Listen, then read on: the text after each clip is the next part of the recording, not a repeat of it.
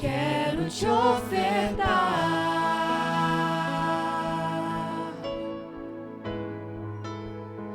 mas ainda é pouco, eu sei.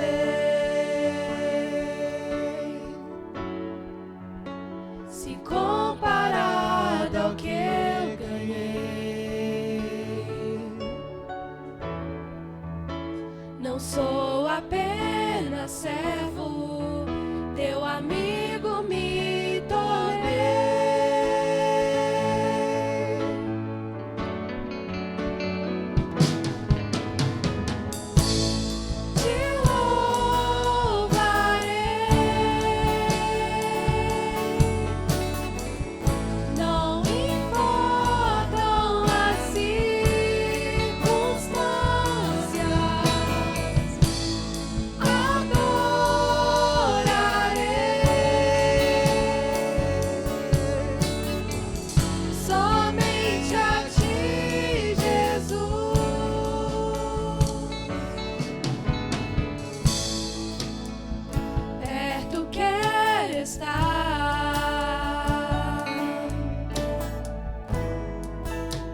Junto aos teus pés,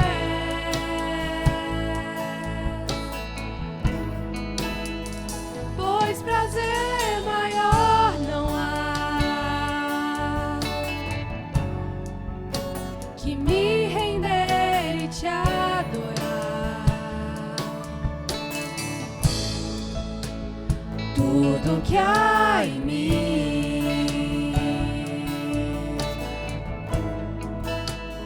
quero te ofertar,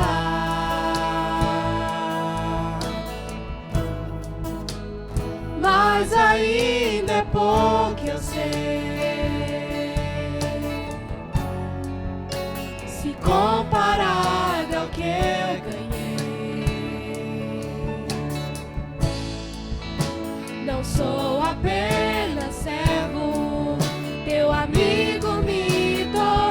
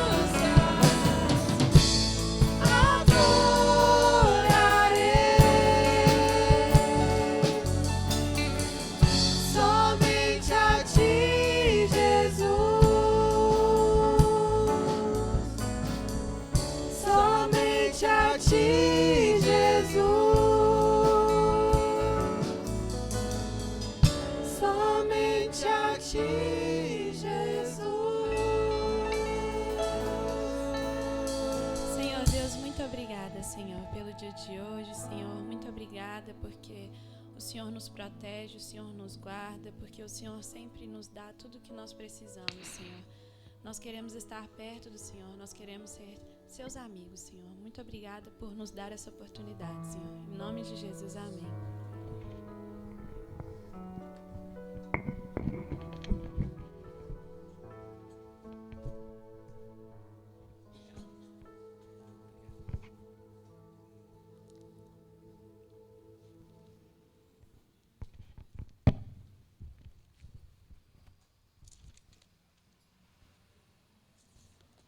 Boa manhã a todos, meus irmãos, graça e paz.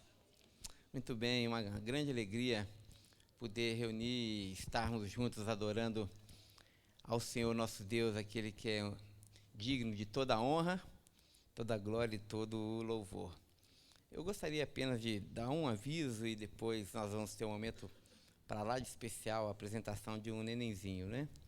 Mas o aviso que eu gostaria de dar é que nós temos muita alegria de ter entre nós a nossa querida irmã Agostinha, né? que agora no dia 29, segunda-feira, pensei amanhã na outra, completa 86 anos de vida e muita história para contar. Eu estive na casa da irmã Agostinha, eu cheguei lá às 7 horas da manhã num dia, e ela ficou conversando comigo, contando história até 8h30, 9 horas, e emendava uma história na outra. É muito gostoso, né? Como o pastor Tiago falou, a gente precisa aprender com os mais experientes. E a irmã Agostinha e a sua família nos convida toda a igreja para comemorar esse dia do aniversário dela, que será nessa próxima sexta-feira. O aniversário dela é na segunda, mas nós iremos comemorar nessa sexta-feira, dia 26 de agosto. É aqui bem na casa da irmã Marlúcia, aqui pertinho da gente, aqui na Niquelina ali, não é? E todos estão convidados. A partir das 19h30, né, Marlúcia?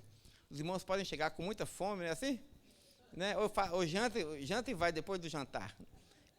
Vai com fome, né?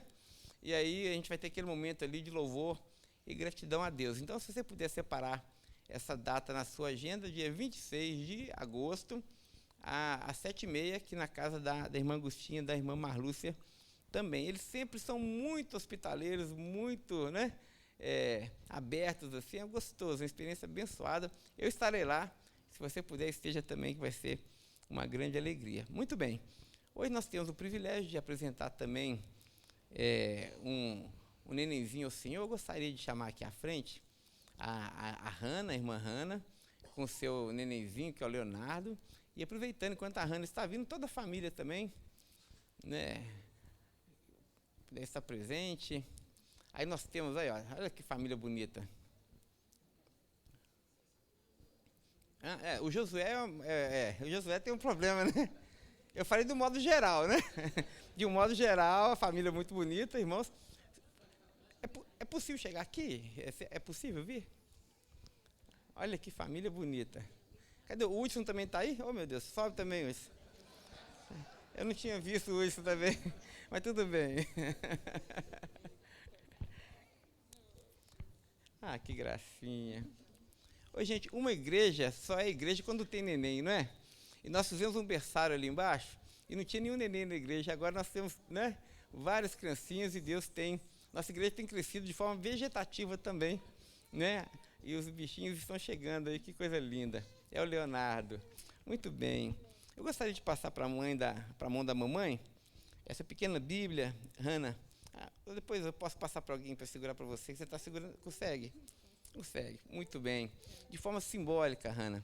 A palavra do Senhor diz, Provérbios 22, verso 6, ensina a criança no caminho que deve andar, e quando for velho, ele jamais se desviará dele. Existiam duas premissas muito fortes ali no povo de Israel acerca da criação dos filhos.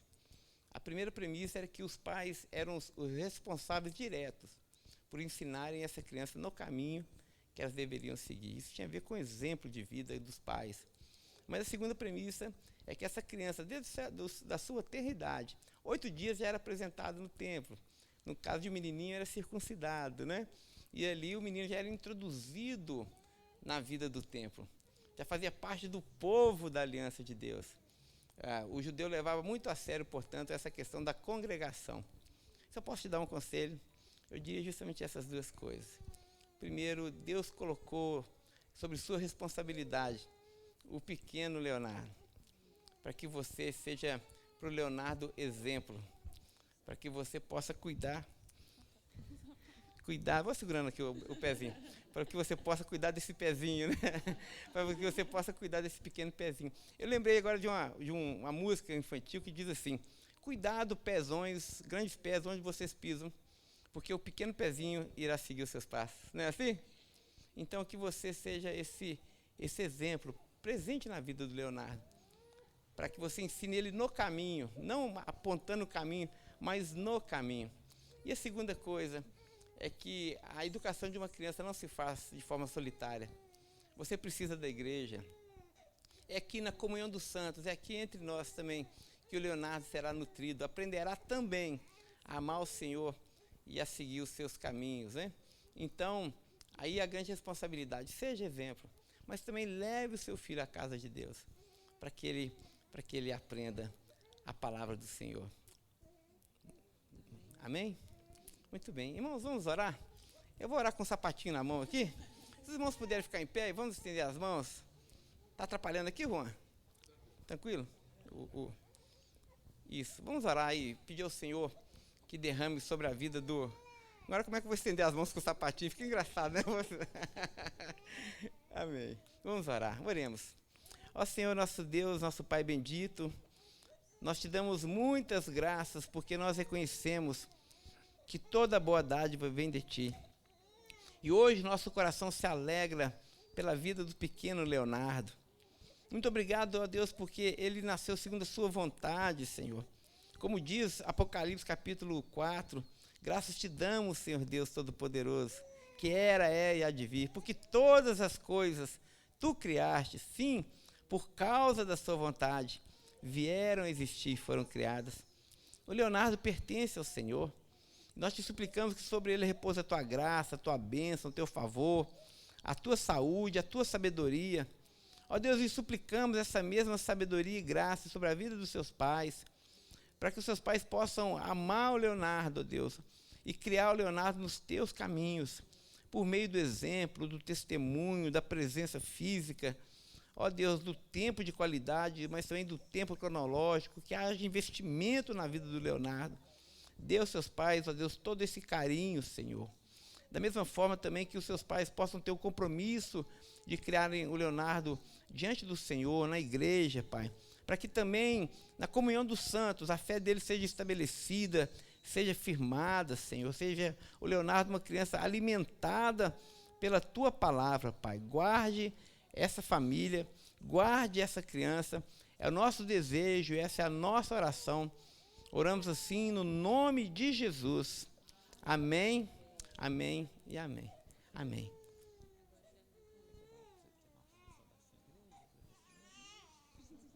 Amém. Então, os papais, a mamãe, os parentes podem se sentar.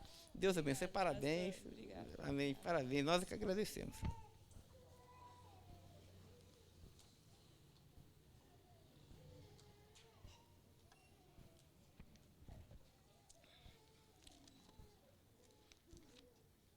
Graças a Deus, irmãos.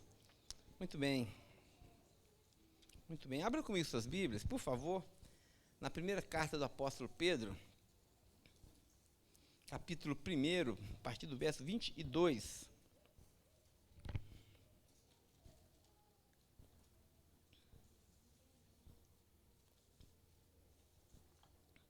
Quero também aproveitar e agradecer a presença daqueles que nos visitam.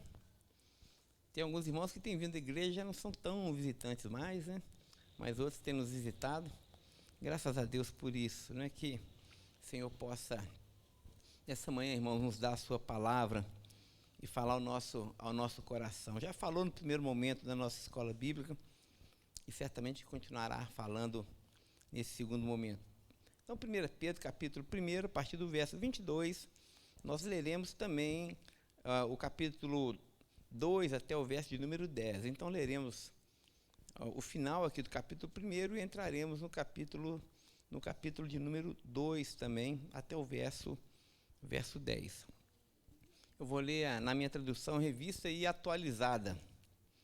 Diz assim a palavra de Deus, palavras do apóstolo Pedro: tendo purificado a vossa alma pela vossa obediência à verdade, tendo em vista o amor fraternal não fingido, amai-vos de coração uns aos outros ardentemente, porque vocês foram regenerados não de uma semente corruptível, mas de uma semente incorruptível, mediante a palavra de Deus, a qual vive e é permanente. Pois toda a carne é como a erva, e toda a sua glória como a flor da erva. Seca-se a erva e cai a sua flor. A palavra do Senhor, porém, permanece eternamente. Ora, essa é a palavra que vos foi evangelizada. Capítulo 2. Despojai-vos, portanto, de toda maldade e dolo, de hipocrisias e invejas, de toda sorte de maledicências. Desejai ardentemente, como crianças recém-nascidas, o genuíno leite espiritual, para que, por ele, vos seja dado o crescimento para a salvação, se é que já tendes experiência de que o Senhor é bondoso. Verso 4: chegando-vos para ele, a pedra que vive, rejeitada sim pelos homens, mas para com Deus, essa pedra é eleita e preciosa. Também vós mesmos, como pedras que vivem, sois edificados casa espiritual, para serdes sacerdócio santo, a fim de oferecerdes sacrifícios espirituais agradáveis a Deus, por intermédio de Jesus Cristo. Pois isso está na Escritura: eis que ponho em Sião uma pedra angular, eleita e preciosa, e quem nela crer não será de modo algum envergonhado.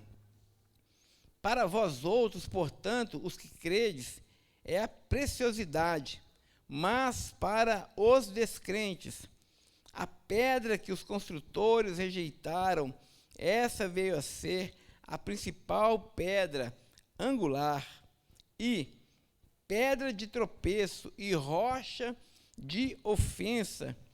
São esses os que tropeçaram na palavra, sendo desobedientes, para que também foram postos.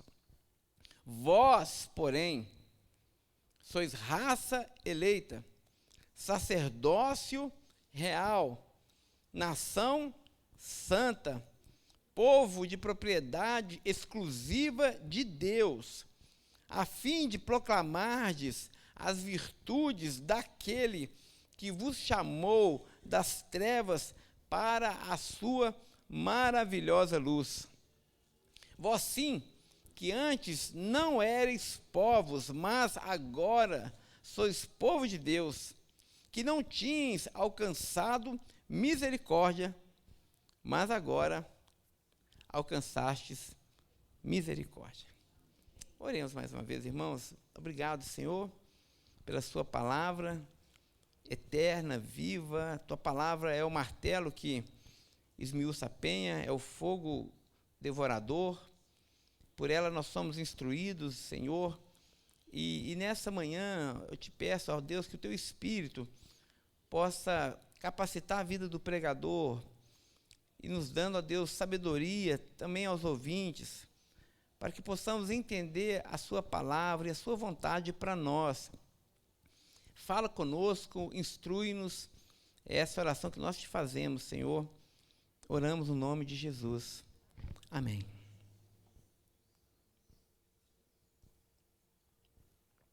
Irmãos, nós estamos retomando a nossa série de reflexões acerca da primeira carta do apóstolo Pedro, depois de uma longa pausa. Então, permita eu fazer aqui pelo menos um breve resumo dessa carta, para os irmãos também se lembrarem. Nós vimos que o autor dessa carta é o próprio apóstolo Pedro, o discípulo de Jesus, o Pedro, o pescador. Essa carta foi escrita possivelmente entre o ano 60 e 70 depois de Cristo. Pedro escreve essa carta que foi endereçada aos crentes que estavam dispersos ali no norte da Ásia Menor, não é? Então, esses crentes haviam sido expulsos possivelmente de Roma por conta da perseguição que o imperador já estava impondo ali naquela região. Os irmãos sabem que o epicentro da perseguição de fato aconteceu no Império Romano, depois se alastrou em Roma, depois se alastrou para todo o Império Romano. Então esses crentes foram desterrados e foram então fugindo para o norte ali da Ásia Menor. E claro que isso, irmãos, é evidente, trouxe muito sofrimento para aqueles cristãos por conta da perseguição, porque muitos parentes certamente já haviam morrido, e eles também fugindo deixaram para trás muita coisa, deixaram seus negócios, deixaram família também, né? E uma fuga sempre é muito dolorosa. Esses cristãos, então, também, com aquela iminente perseguição e tudo mais, passavam por um momento de muito sofrimento. Então, o contexto da carta do apóstolo Pedro é justamente esse contexto aqui de sofrimento da igreja. Pedro escreve para uma comunidade que estava sofrida por conta de todos esses acontecimentos e porque estava ali no trono de Roma um imperador extremamente maligno. E Pedro escreve a esses irmãos com o objetivo de encorajá-los, para trazer o consolo para o coração desses irmãos, para que eles mantenham firmes a confissão de fé deles, não obstante aquele quadro ali de aparente derrota do cristianismo. É muito interessante a gente observar isso, porque no primeiro século, muitos cristãos acharam que a igreja seria varrida ali do Império Romano por conta da perseguição. E isso, de fato, foi algo avassalador, não é?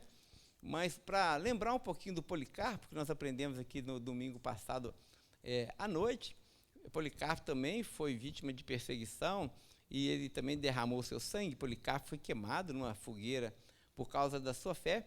Uma das frases que Policarpo falou, que se tornaram muito célebres, é justamente essa, dizendo que, embora a igreja cristã fosse perseguida e a intenção dessa perseguição era erradicar o cristianismo do Império Romano, ele vai dizer que o sangue dos mártires era a semente da igreja, né? Ou seja, quanto mais sangue dos cristãos eram derramados, mais a igreja de Jesus florescia. Tem um paradoxo aqui muito interessante, não é? Porque a gente acha que perseguição, sofrimento, vai nos afastar da fé, vai minar a nossa fé. Não é verdade, irmãos. O que muitas vezes mina a fé do cristão é o conforto e o prazer e o sucesso. Né? Se você for ver na história de Israel, do período de Juízes, a época que o povo mais se afastava de Deus era a época que eles estavam passando um momento de paz em Israel. Eles achavam que não precisavam mais de Deus, porque estavam com as contas pagas, estavam, né, com a saúde em dia, que estava tudo indo de vento em popa, eles se afrouxavam. Mas no momento da perseguição, da angústia, era um momento onde as pessoas mais clamavam ao Senhor. E esses crentes, então, precisavam ser encorajados. E aí Pedro, então, escreve essa carta a esses cristãos ali no norte da Ásia Menor. E ele chama esses cristãos por dois nomes. O primeiro adjetivo é que esses cristãos eram eleitos de Deus. Né? Então, nós falamos sobre eleição hoje, né? Pedro vai dizer que esses crentes foram eleitos segundo a presciência de Deus. Ou seja, Deus os escolheu de antemão, né? Prognoses, ele viu com antecedência aqueles que seriam dele, né? E essa eleição não é uma eleição passiva, mas uma eleição ativa. Nós falamos também que nós não sabemos os critérios que Deus usa para nos eleger, mas nós sabemos que Deus é santo, justo, bom e verdadeiro. Portanto, a eleição do cristão certamente sempre passará por esse crivo da bondade, da justiça e da verdade de Deus. E essa eleição, como aprendemos aqui na Escola Bíblica Dominical nessa manhã, essa eleição é cheia de graça. Essa eleição passa pela cruz, não é assim? Pela misericórdia de Deus. Não há nada em nós que nos torne atraentes diante de Deus. Não há mérito em nós. A glória pertence ao Senhor. Então, Pedro vai chamar esses irmãos de eleitos e vai também chamar esses irmãos de forasteiros ou de peregrinos. E aqui, um paralelo com Israel, que também sempre era considerado peregrino nessa terra, essa ideia da peregrinação, nos lembrando que nós somos peregrinos nessa terra. Porque, de fato, esse não é o nosso lugar. Nós estamos de passagem por esse mundo, por isso esse mundo nos é hostil. Porque nós estamos em peregrinação, nós não somos deste mundo.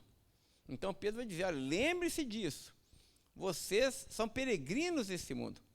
E quando nós estamos desterrados, é natural que esse mundo nos oprima, é natural que esse mundo nos odeie. Então Pedro vai dizer, olha, vocês são peregrinos e forasteiros desse mundo, mas lembre-se disso, em vocês já opera, Pedro vai dizer, o poder da ressurreição de Jesus. Assim como Deus ressuscitou Jesus dentre os mortos, lembre-se disso, Deus já venceu. A luta e a batalha que vocês estão passando hoje já foi vencida pelo poder da ressurreição de Jesus de Nazaré. Porque da mesma forma como ele ressuscitou, vocês também certamente irão ressuscitar. E vocês vão ser ressuscitados para uma viva esperança. Os irmãos se lembram disso? Né? Essa viva esperança que nos aguarda nos céus. Pedro vai dizer, olhem para o futuro de vocês já está garantido. Vocês são mais do que vencedores. A coroa da justiça já está garantida a vocês. Porque quem fez a promessa, como nós vimos aqui, é fiel, ele não pode mentir e ele não pode falhar. Assim como ele prometeu, certamente ele irá cumprir. E Pedro vai dizer mais ainda, esses cristãos encorajando-os, dizendo assim, olha, fiquem tranquilos, porque certamente Deus irá guardar vocês para essa cidade. Vocês são guardados pelo poder de Deus. Irmãos, a nossa salvação está guardada em Deus. Não existe nada que aconteça conosco, no nosso meio, que pode nos tirar das mãos de Deus. Né? Jesus falou isso lá em João, as minhas ovelhas ouvem a minha voz, eu as conheço, elas me seguem. Né? Ele vai dizer, aquilo que o Pai me dá, de modo algum eu vou lançar fora das minhas mãos, ninguém pode arrebatar. Pedro vai dizer, vocês são guardados pelo poder de Deus. Então, nós somos guardados para essa cidade. E também, Pedro vai dizer, essa cidade está guardada para nós. Ou seja, nosso destino, se a gente pode usar aqui a palavra predestinação, né? Nós fomos predestinados para essa cidade. E Deus já preparou essa cidade para que possamos habitar nela. Aqui somos peregrinos, mas nós ainda não chegamos em casa. Então tenham bom ânimo, nós estamos indo para lá. Cada dia que passa, irmãos, cada manhã que se levanta, está mais próximo à nossa redenção. Estamos voltando para a casa de Deus. Isso deve nutrir o nosso coração diariamente. Diariamente. Lembrando aqui Romanos 8, o pastor Tiago falou tão bem, mais uma vez eu amo esse versículo. Nada pode nos separar desse amor e desse propósito de Deus. É por isso que Pedro vai falar que nós somos eleitos e peregrinos, né? Ele vai dizer que nós precisamos ter bom ânimo, nós estamos indo para lá. Muito bem, estamos indo para lá, mas por enquanto nós estamos aqui. Aí Pedro vai dizer, olha, a glória está reservada para vocês. Mas agora vocês estão nesse mundo, e nesse mundo vocês passam por tribulações, não é isso? Ele vai falar, olha, vocês ainda sofrem nesse mundo. Vocês ainda se angustiam nesse mundo. Vocês ainda são privados de tantas coisas nesse mundo. Vocês são incompletos ainda nesse mundo. Irmãos, nesse mundo nós ainda somos tão incompletos. Nós ainda temos tantas experiências que nós não gostaríamos de ter. Nós ainda desejamos tanta coisa que às vezes essas coisas não se cumprem na nossa vida. Alguns querem casar e não se casam, outros querem ser curados e não são curados. Outros gostariam de ter uma família ajustada e não tem uma família ajustada. Outros gostariam de ter pelo menos uma situação financeira um pouco mais estável, mas passa a vida ali com as contas muitas vezes ali na berlinda, não é? Ou seja, nós passamos por diversas tribulações. Às vezes uns querem ter um marido mais compreensível e nunca vão ter, né? Outros querem filhos dessa forma e talvez os filhos não venham.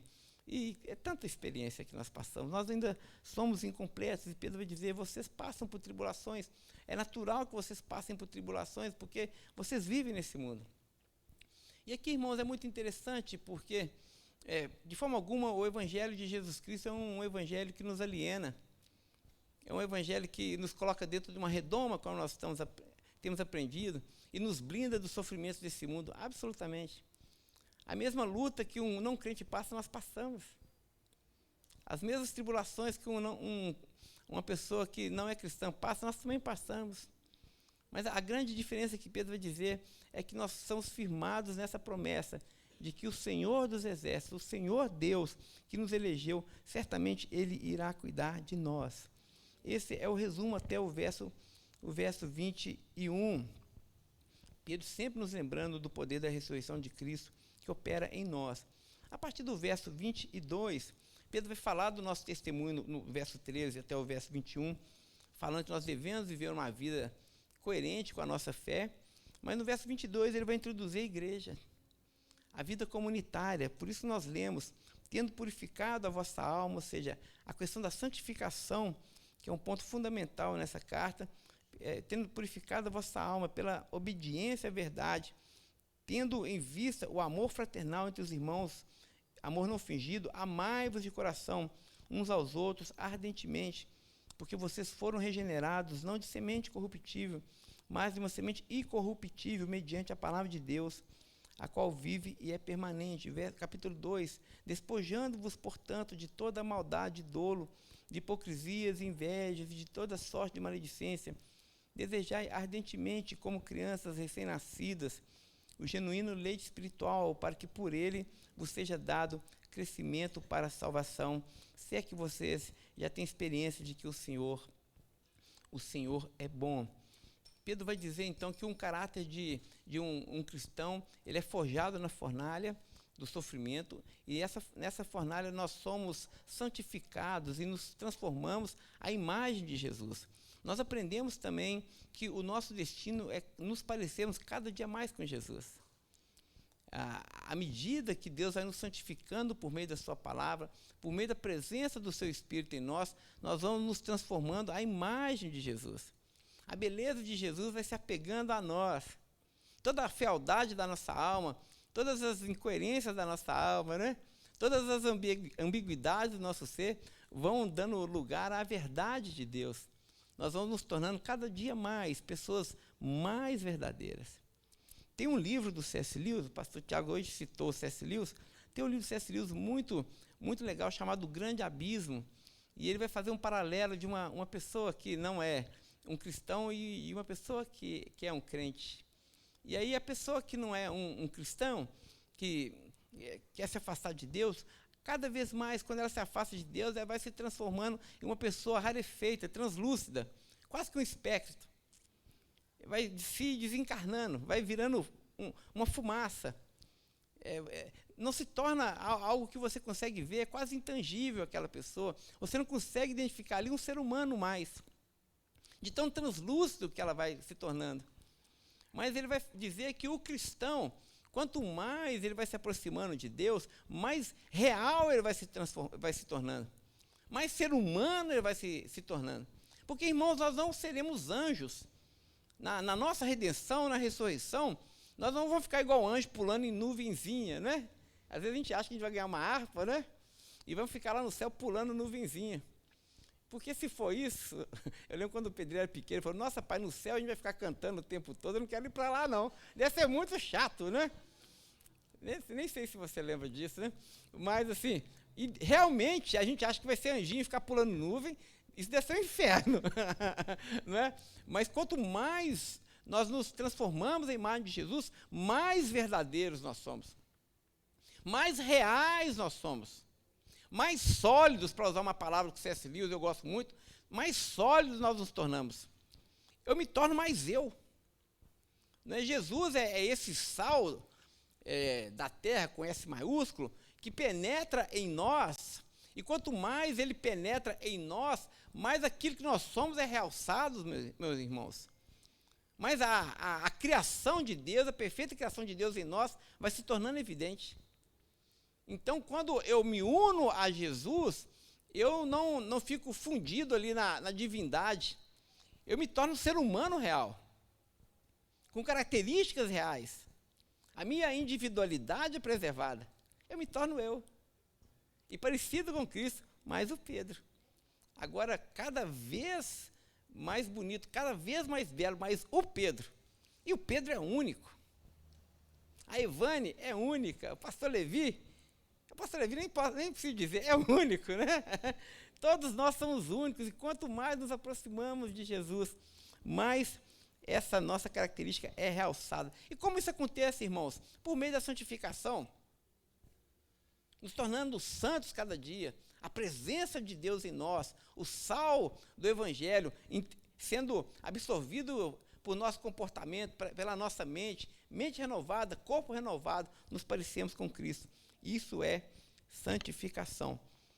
E interessante que no verso 22, Pedro vai dizer que toda essa santificação, ela reverbera na igreja. Ele introduz aqui esse lugar próprio do cristão, que é a igreja. E aqui Pedro vai dizer o seguinte: ao mesmo tempo que nós somos santos, e porque somos santos, desejamos estar na igreja, e é uma característica do cristão o desejo pela comunhão, porque o Espírito que está em nós é o Espírito da comunhão, o Espírito Santo é o Espírito da comunhão, não é? A graça do Senhor Jesus, o amor de Deus o Pai, a comunhão do... Não é isso? Não é isso que está lá na bênção trinitária de Paulo? Graça, não é? Amor e comunhão. Aí Paulo vai dizer a comunhão que é gerada pelo Espírito. Então, quando nós temos o Espírito de Deus em nós, nós temos sede de comunhão. Nós temos sede de estar na igreja. Então, a santificação e a presença de Deus em nós nos leva à vida comunitária, mas, ao mesmo tempo, uma realidade retroalimenta a outra. Ao mesmo tempo, a vida na comunidade produz em nós também santificação. Nós somos santificados por meio da comunhão dos santos. É na igreja que nós somos lembrados diariamente de quem nós somos. É na igreja que nós somos fortalecidos e encorajados. Por isso que não pode haver um crente fora da igreja. Porque o cristianismo acontece dentro da igreja, dentro da comunhão dos santos. Assim como nós não podemos falar de Deus sem a comunhão trinitária, assim não pode ser falado do cristão sem a comunhão da igreja. E aqui eu queria, de forma bem prática, pensar um pouquinho sobre a importância da igreja para as nossas vidas, né? Eu quero fazer uma leitura aqui de algo que eu escrevi nessa manhã, dizendo assim, que o Novo Testamento não define a igreja como uma sociedade voluntária. Não é algo que você, de forma voluntária, quer ir, mas é desnecessária. Não é isso. Em vez disso, a igreja é vista nas Escrituras como uma família. Ora, uma família não é algo que alguém escolhe, mas é algo ao qual se une por nascimento. E nós nos unimos à igreja através do novo nascimento. Ou seja, você não escolheu a família que você nasceu, não é? Cada um tem uma família diferente. Isso não é uma escolha sua. Você simplesmente nasceu nessa família. Você não se voluntariou para entrar nessa família. Você simplesmente nasceu. Assim também na igreja. A igreja não é algo que você escolhe, é algo que você é acolhido por meio do novo nascimento. E aqui eu lembro uma palavra do Michael Horton que diz que uma igreja não é um grupo de amigos que você escolheu, mas é um grupo de irmãos que Deus escolheu para você. Vou reler as palavras do Michael Horton. Uma igreja não é um grupo de amigos que você escolheu, mas é um grupo de irmãos que Deus escolheu para você. Ou seja, nós não estamos na igreja porque nós escolhemos cada membro daquela igreja. E às vezes as pessoas querem estar na igreja onde assim, olha, eu quero estar ali porque eu gosto do fulano, do ciclano, né? Mas não é você que elege a igreja. Não é você que escolhe a igreja de Jesus. A igreja de Jesus foi escolhida por Ele. Então, quando a gente está na comunhão dos santos, não compete a nós dizer, esse é meu irmão, esse não é o meu irmão. Esse eu aceito, ou esse eu não aceito tanto. Esse me faz bem, e eu vou me aproximar, e esse aqui já é bem chato, esse aqui, então, eu vou deixar de lado. Não, o que o Michael Horton está dizendo é que nós somos uma comunidade de irmãos. E numa igreja tem de tudo, gente. Né? Tem aquele irmão bonzinho, né? Que todo mundo quer estar perto, mas tem aquele irmão também que ninguém quer estar perto. É a igreja. Né? Tem aquele irmão que vai te compreender e vai te aceitar, tem aquele que vai te julgar. Não é assim? Tem aquele irmão que é sóbrio, você olha para ele e fala, nossa, que lucidez. Entendo perfeitamente o que ele está dizendo, tem afinidade com ele. Mas tem aquele que não é tão sóbrio, não é tão lúcido, você não entende o que ele diz. É a igreja. Tem os irmãos mais bonitos, não tem? Não é assim? Eu estou vendo aqui da frente tanta gente bonita, né? Mas tem aqueles irmãos mais prejudicados. Né? Você está rindo, pastor Levi? Eu estou olhando para você aqui, irmão. Não tem de tudo. Olha lá, também está rindo, né, José? É, José, pois é. Né? Tem aqueles irmãos que são esquisitos, não tem? Já viu o irmão esquisito? Não, Janete, é o seguinte, se você acha que na igreja, você fala, não, quem que é esquisito na igreja? E você não consegue identificar ninguém, é sinal que você é esquisita. Porque é esquisito que não acha que ninguém é esquisito. Não, estou brincando, né? Mas não tem aquele irmão que você fala, esse irmão é diferente. Né? Ele parece estar numa outra sintonia. Ele parece que nasceu num planeta errado. Não tem isso. Não é? Mas não é a igreja, gente. Mas não somos nós. Mas não é nessa... O José gosta também, né? Ô, José. Mas não somos nós chamados por Deus e eleitos por Deus para fazer parte da igreja? Então, a igreja não é algo que nós escolhemos, é algo que Deus escolheu para nós. E nós fazemos parte dela. Mas, por incrível que pareça, irmãos, é no meio desses irmãos tão ecléticos, tão diferentes, é aqui no meio, entre nós, é de nós que Deus se revela e se manifesta. Que Deus fala conosco, gente. Que Deus nos ensina, que Deus nos disciplina, que Deus nos santifica, que Deus nos ajuda a exercer a nossa paciência, a nossa tolerância, o nosso amor, a nossa graça, a nossa generosidade. Não é assim, não é entre nós. Os irmãos se aceitando e estando em comunhão, e orando uns pelos outros, e exercendo misericórdia. Não é isso que é a igreja, meus irmãos. E o que Pedro está dizendo é que nós precisamos valorizar essa vida comunitária, por isso despojando da hipocrisia, da maldade, da inveja e tudo mais, é porque é essa igreja que nos nutre e nos fortalece no momento da angústia e da tribulação. Porque é justamente na tribulação, nas angústias, que a igreja se torna esse grande lugar de repouso e de descanso. Eu quero fechar essa nossa escola bíblica dominical contando uma história do peregrino. Na verdade, eu li a parte do peregrino, mas também a parte do Spurgeon. O Spurgeon tem um livro que ele comenta sobre o peregrino.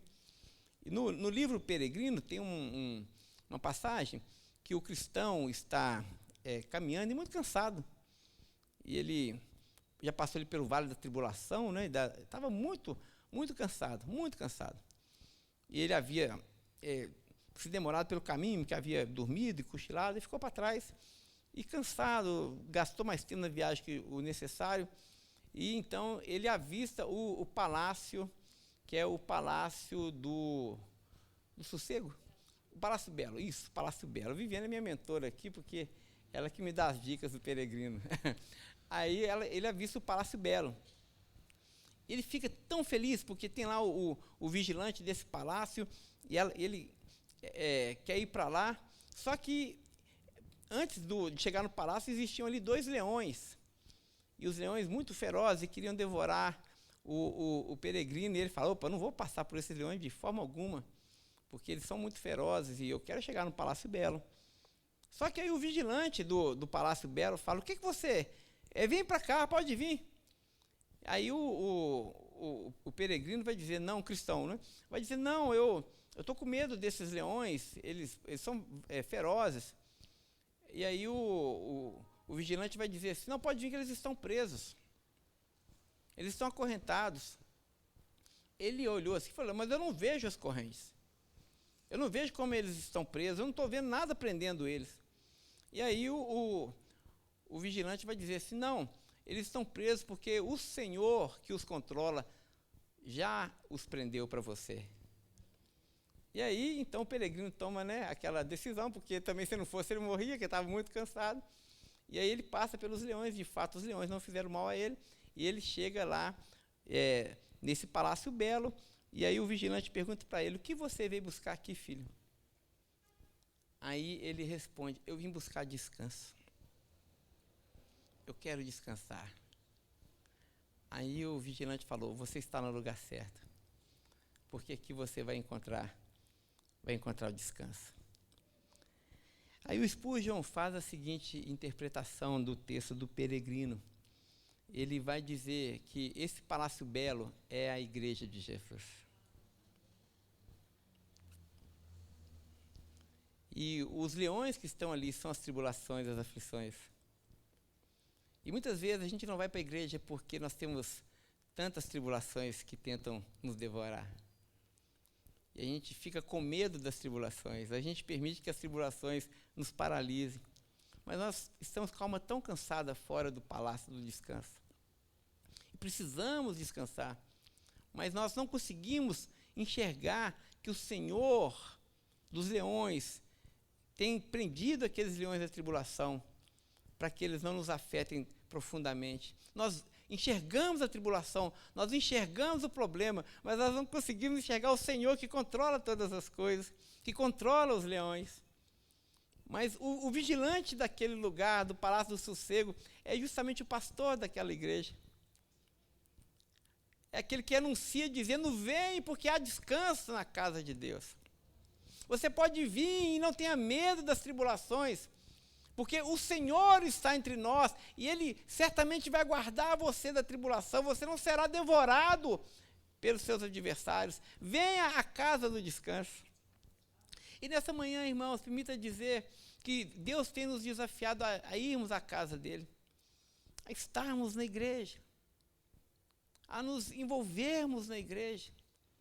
Porque é aqui nesse lugar, na comunhão dos santos imperfeitos, é aqui nesse lugar, quando nós estamos em família, para usar a expressão aqui do apóstolo Pedro, quando nós vivemos essa vida em família, é aqui que nós somos curados, gente. É aqui que nós somos restaurados. É aqui que nós abandonamos os nossos pecados. É aqui que Deus fala conosco.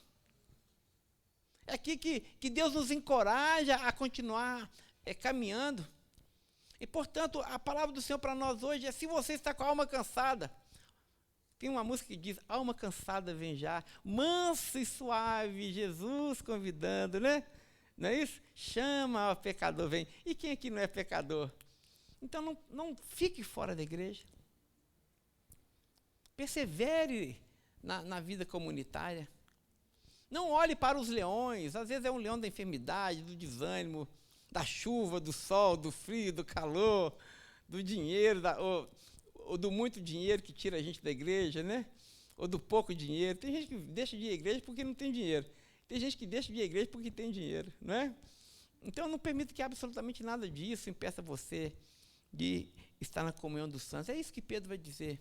Nós somos chamados a essa vida em comunidade. Que Deus nos abençoe nessa manhã, meus irmãos, e que realmente nos dê essa percepção de que a igreja não é um grupo de amigos que nós escolhemos, mas é um grupo de irmãos que Deus escolheu para nós.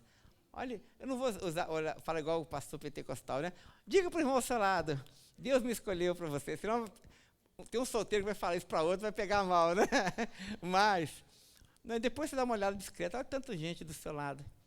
Deus colocou esses irmãos, escolheu, para que Ele pudesse ser bênção na sua vida e para que você pudesse também ser bênção na vida dele. Que Deus abençoe a nossa Betel. Vamos orar?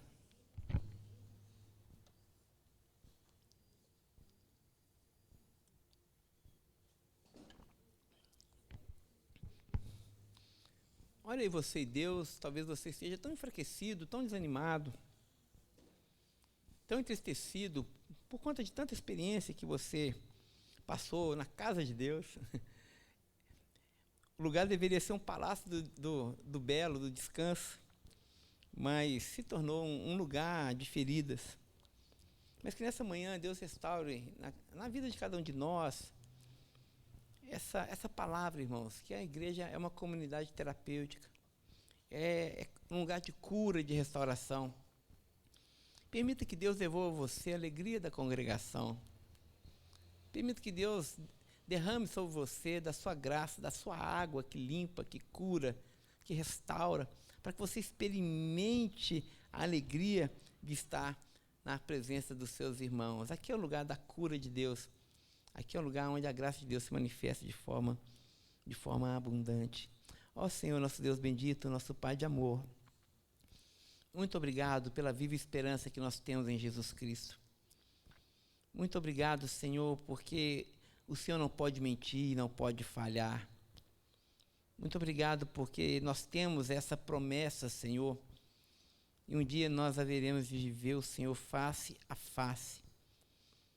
Ó Deus, mas hoje nós ainda sofremos tanto, passamos por tantas lutas e tribulações. Nessa manhã eu oro pela vida de cada um dos meus queridos irmãos que precisam ser curados, Senhor. Curados nas suas almas, nas suas emoções, nas memórias. Eu oro para que o Senhor possa derramar do seu bálsamo, trazendo restauração, trazendo a Deus a viva esperança que nós temos em Ti. Muito obrigado pela igreja, por essa comunidade dos santos, por essa comunidade que é terapêutica, que é um lugar de cura.